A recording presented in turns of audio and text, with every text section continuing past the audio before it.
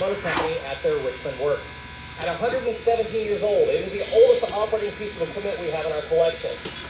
It was built for the Southern Railway as a mainline freight locomotive, and it would do that for many decades before it would be retired and sold to the East Tennessee and Western North Carolina Railroad, where it was also used in freight service.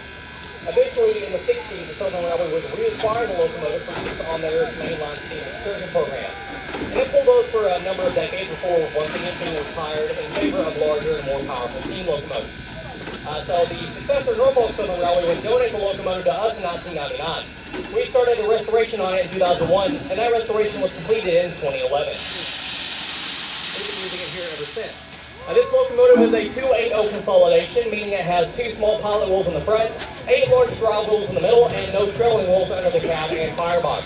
It operates at 190 psi, has 56-inch diameter driving wheels, and it produces 46,700 pounds of tractive effort, the equivalent of about 2,000 horsepower. Now, for those of you that are interested in this kind of thing, it is also the only operating locomotive, standard gauge locomotive in the world that has this southern valve here. Now, up here in the cab, you'll see our engineer, Brian. He's responsible for operating this locomotive and getting us here and back safely today, so everyone go ahead and give him a wave. Now, the way this locomotive works is up in the cab, our fireman Tyler is feeding 300 to 600 coal a day by hand into the firebox where it is burning.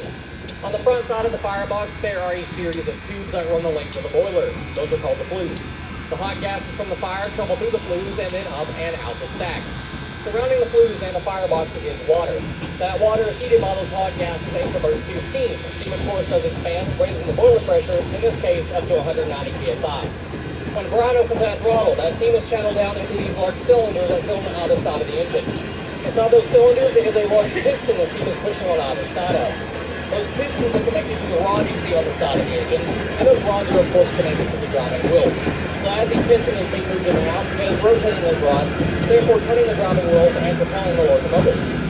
Then after that steam has been used, it is mixed with the hot gases in the smoke box here in the front of the locomotive, and then it shoots up and out the stack. And that exhausting steam is what creates the chugging sound you hear when you see a steam locomotive.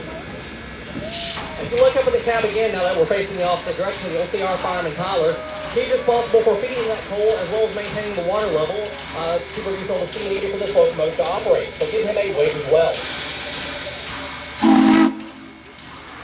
Now you may have noticed our train is still sitting on track 1, but we line the locomotive up with track 2. That is so we can do a runaround. What that means is the locomotive is going to go past our train and then through a switch. So we're going to switch back on track 1 to go up to the opposite end of the train. So what was the front is now the back and vice versa. Now that we have completed turning the locomotive around, for those of you that like to go to our back shop and have a look at where